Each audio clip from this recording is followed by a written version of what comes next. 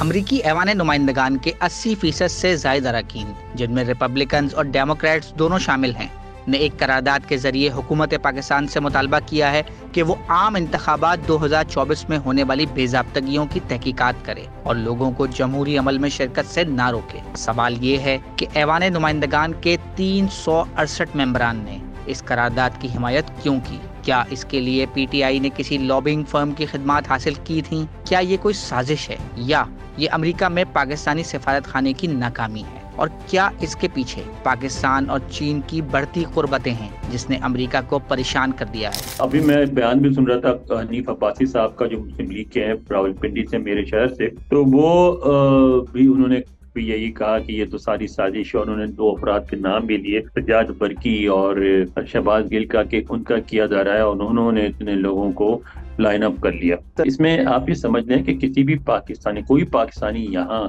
نہ اتنا امیر ہے نہ اتنا انفلوئنشل ہے کہ وہ 368 کانگریس مین کو کسی چیز پہ ووٹ دینے پہ مجبور کر لے یا تیار کر لے، یا رشوت دے کے، لالچ دے کے، کسی طرح سازش کر کے۔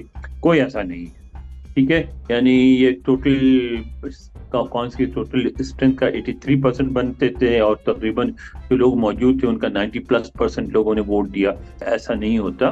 بات ساری یہ ہے کہ ایک تو آپ ذہن میں رکھیں اس بات کو کہ یہاں جو پاکستانی امریکن کمیونٹی ہے، اب ان میں سے کچھ لوگوں کو آئے ہوئے 40 سال ہو گئے، 30-40 سال ہو گئے۔ اب یہ وہ کمیونٹی نہیں ہے جو پاکستان سے آئے ہوئے معصوم لوگ سے، جو اس بات پہ خوش ہو جاتے تھے کہ پاکستانی سفارت خانے نے چائے پہ بلا لیا۔ اب یہ پاکستانی سے زیادہ امریکن سٹیزن ہیں، ٹھیک ہے؟ ان کو احساس ہوا کہ پاکستانی سٹیزن اگر بنے رہیں گے یہاں تو ان کو کچھ بھی حاصل نہیں ہوگا، تو وہ امریکن سٹیزن بنے ہیں، امریکن سیاست میں انٹرسٹ لینے لگے ہیں، لوکل سیاست میں آنے لگے ہیں۔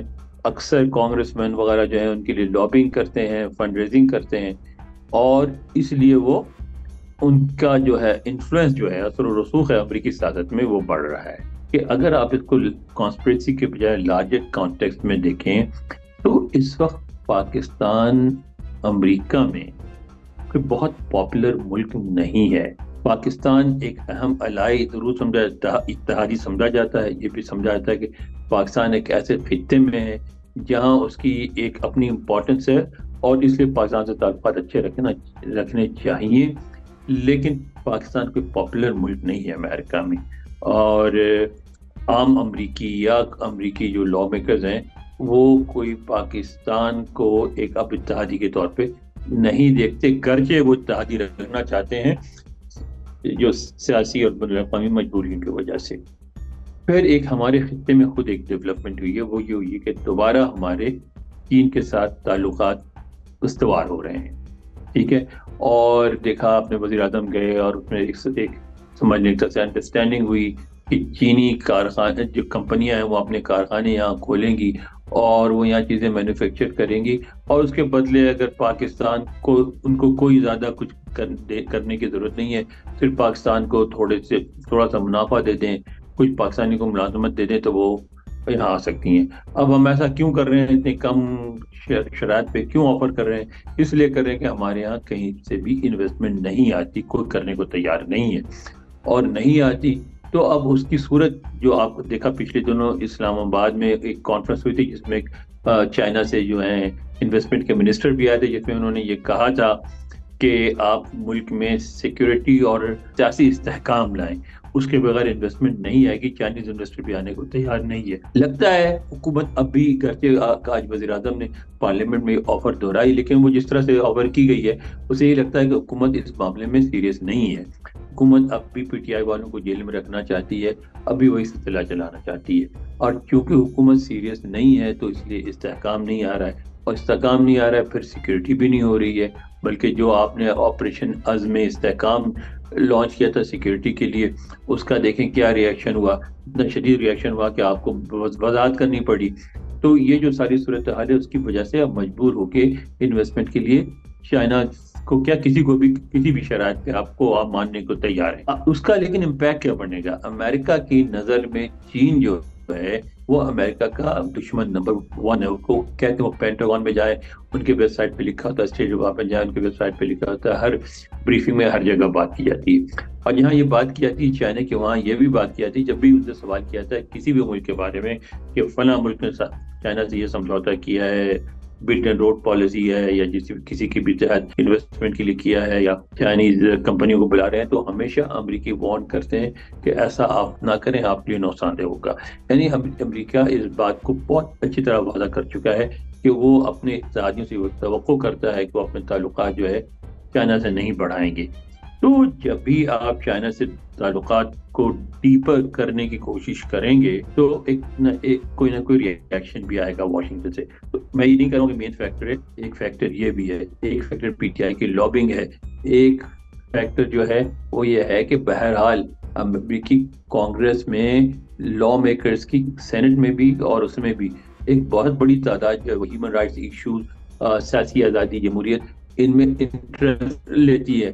یہاں جمہوریت اور ہیومن رائٹس کا وہی پوزیشن ہے جو ہمارے یہاں پوزیشن ہے مذہب کی. تو لہٰذا جمہوریت اور ہیومن رائٹس پہ جب بھی کوئی موو چلتی ہے تو امریکی لا میکرز کی بہت بڑی تعداد اس کو سپورٹ کرتی ہے کہ یہاں وہی سکہ ہے جو چلتا ہے. تو یہ بھی بات ذہن میں رکھیں. اور اس کے بعد جو ہے پاکستانی کمیونٹی میں خاص طور پہ جو پاکستانی ڈاکٹرز ہیں ان کا بہت انفلوئنس ہے. ان کی بہت بڑی تعداد عمران خان کے ساتھ ہے, پی ٹی آئی کے ساتھ ہے. پاکستانی امریکنز کی بہت بڑی تعداد عمران خان اور پی ٹی آئی کے ساتھ ہے. وہ سارے مل کے جو ہیں وہ بھی انہوں نے بھی کوشش کی, اس کا بھی اثر ہوا. پھر پاکستان ایمبیسی جو ہے اس کی ایک طرح سے ناکامی آپ کہہ لیں تو ناکامی ہے, اور اگر ناکامی نہ سمجھے تو مجبوری ہے, کیونکہ یہ جو تحریک موو ہوئی تھی نومبر میں موو ہوئی تھی اور دسمبر 18 جون کو دوبارہ اس کو امینڈ کیا گیا, اس کے بعد پھر یہ پاس کر کے ہو گئی. تو ایمبیسی نے پوری کوشش کی کہ اس کو ناکام بنایا جائے لیکن نہیں بنا سکے ناکام, اور یہ منظور ہو گئی. تو اب جو ہے نا کہ ہمیں یہ سمجھنا پڑے گا اور اس کے مطابق فیوچر اسٹریٹجی بنانی پڑے گی. صرف اس کو سازش کہہ دینا یا یہودی سازش کہہ دینا یا یہ کہہ دینا کہ خرید لیے, بھائی کسی پاکستانی سیاسی پارٹی ہے اس کے پاس اتنے پیسے نہیں ہے کہ 368 امریکن کانگریس مین کو خرید سکے. آپ کو ایک تو اپنے ہیومن رائٹ سچویشن درست کرنی پڑے گی, پسند ہو یا نہ ہو. پھر جو 2024 کے انتخابات ہوئے تھے اس کے بارے میں جیسے پاکستان میں لوگ سمجھتے ہیں, امریکہ میں بھی لوگوں کی اکثریت یہ سمجھتی ہے, جن کو انٹرسٹ ہے پاکستان میں, جن کا معاملہ امریکیوں کی بھی, تھنک ٹینک والے ہو گئے, میڈیا والے ہو گئے, دوسرے لوگ ہو گئے, وہ یہ سمجھتے ہیں کہ وہ انتخابات میں بہت بڑے پیمانے پہ انپریسیڈنٹڈ قسم کی ریگنگ ہوئی ہے, اور وہ اتنی بڑی ہوئی ہے کہ نہ پاکستانی عوام کو ہضم ہوگی نہ کسی اور کو. اس لیے آپ کو اب اس کا بھی کچھ سوچنا پڑے گا. اس الیکشن کے ریزلٹس کو کسی نہ کسی طریقے سے آپ کو شفاف بنانا پڑے گا. بعض لوگ پاکستان میں کہہ رہے ہیں کہ حالات زیادہ خراب ہوئے تو مارشل لا لگ سکتا ہے, فوجی حکومت آ سکتی ہے. اگر ایسا ہوا تو پاکستان بہت بڑی مصیبت میں پھنس جائے گا. کہ آپ ذہن میں رکھیں پاکستان بہت بڑے معاشی بحران سے گزر رہا ہے.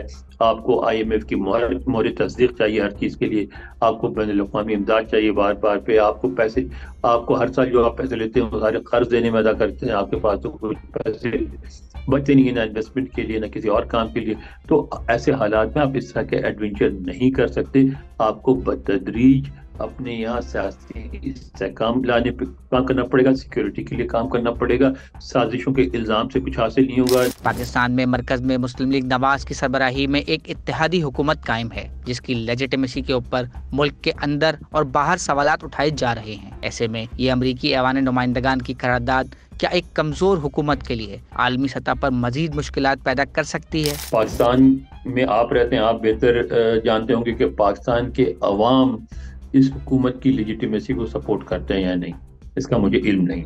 لیکن ملک سے باہر اس کی لیجیٹیمیسی کے بارے میں بہت سوال اٹھائے جاتے ہیں, اور اس حکومت کو اس طرح لیجیٹیمیٹ نہیں تسلیم کیا جاتا, چاہے اسٹیٹ ڈپارٹمنٹ جو بھی بیان دے جس طرح کے لیجیٹیمیٹ وہ ہوتی ہیں. آپ بھی دیکھیں جب اسٹیٹ ڈپارٹمنٹ کی حمایت کا بھی اعلان کرتا ہے تو ساتھ ہی کہہ دیتا ہے کہ وہ الیکشن جو تھے وہ صحیح نہیں ہوئے تو ان کی انویسٹیگیشن ہونی چاہیے. تو لیجیٹیمیسی کا تو سوال ہے. اور اس کو آپ کو اس کا حل نکالنا پڑے گا. اور جیسے جیسے اس کو آپ زبردستی ایک سیاسی لیڈر کو اس کے دوسرے لیڈرز کو پارٹی ورکرز کو جیل میں رکھ کے جب آپ اس طرح کے سلسلے کریں گے تو جیل میں رکھنے سے سختیاں کرنے سے ہمارے عمران یہ سمجھتے ہیں ان کی لیجیٹیمیسی ثابت بڑھتی ہے. اس سے لیجیٹیمیسی نہیں بڑھتی, اس سے وہ لیجیٹیمیسی ان کی کمزور ہوتی ہے. امریکی ایوان نمائندگان امریکی عوام کی آواز ہے. سوال یہی ہے کہ کیا ایک اکثریت سے پاس ہونے والی قرارداد امریکہ اور پاکستان کے تعلقات پر اثر انداز ہو سکتی ہے؟ لیکن سب سے ابھی تو فوری طور پہ کچھ بھی نہیں ہوگا. اس کی وجہ ہے, سب سے بڑی وجہ یہ ہے کہ امریکہ خود ایک انتخابی دور سے گزر رہا ہے. نومبر میں صدارتی انتخابات ہوں گے, بہت بٹر ہوں گے. تو میں سمجھتا ہوں کہ اس وقت حکومت کو بھی اپنی فکر پڑی ہوئی ہے, اپوزیشن کو بھی اپنی بڑی بٹر لڑائی ہو رہی ہے. یہ الیکشن بہت تلخ الیکشن ہے, تو اس میں تو ابھی تو کسی کے پاس وقت نہیں ہوگا پاکستان کے بارے میں کچھ اس طرح کرنے کی. لیکن جہاں طریقہ کار ہے وہ یہی ہے کہ اس کے بعد یہ اسی طرح کی کوئی موو سینٹ میں کریں گے اور سینٹ سے مجبور جائے. سینٹ یہاں بہت پاورفل ہوتی ہے, پتہ ہے نا کہ ہر اسٹیٹ سے 2 سینیٹرز ہوتے ہیں اور کل 100 ممبر ہوتے ہیں, اور وہ سینٹ کی منظوری کے بغیر کچھ نہیں ہو سکتا. کسی سفیر کی اپوائنٹمنٹ نہیں ہو سکتی, کسی جنرل کی نہیں ہو سکتی, کسی جج کی نہیں ہو سکتی, بلکہ چھوٹی موٹی اپوائنٹمنٹ بھی ہوتی ہے وہ اس کی منظوری ضروری ہے سینٹ کے لیے. تو سینٹ کو ساتھ لے کے چلنا ہوتا ہے. لہذا اگر یہ موو سینٹ میں ہوئی اور سینٹ نے پاس کر دیا تو اس کے بعد ایک لیجسلیشن بھی ہو سکتی ہے جس میں پاکستان پہ سینکشن لائے جائیں. ایک زمانے میں پاکستان بہت قریبی حلیف تھا, افغانستان میں جنگ لڑ رہا تھا, لیکن اس پہ ایک پابندی لگی ہوئی تھی کہ اس کو کسی قسم کی امداد دینے سے پہلے امریکی صدر ایک ویور ایشو کرتا تھا کہ ٹھیک ہے پاکستان ایک نیوکلیئر بام بنا رہا ہے, نیوکلیئر ایشو تو سب سے بڑا, لیکن یہ امریکہ کے مفاد میں ہے کہ ان چیزوں کو اگنور کر کے پاکستان کو مدد دی جائے. تو اس کا مطلب ہوگا کہ ہر دفعہ جب بھی کوئی چیز موو ہوگی تو آپ کو ایک ویور لینا پڑے گا. ویور لینے کے لیے پھر آپ کو ان کی شرائط مانگنی پڑتی ہیں. اب آپ کو اس وقت اس طرح کی امداد تو نہیں مل رہی ہے کہ جس پہ آپ اس طرح کے سینکشنز لگیں, لیکن آپ کو IMF اور ورلڈ بینک میں امریکہ کی سپورٹ چاہیے, اور وہاں اگر لیجسلیشن ہو گئی تو امریکہ کے لیے آپ کو سپورٹ کرنا بہت مشکل ہو جائے گا. تو یہ ایک بڑا خطرہ ہے. مزید نیوز اپڈیٹس اور ڈیجیٹل سٹوریز کے لیے سبسکرائب کریں ڈان نیوز پاکستان.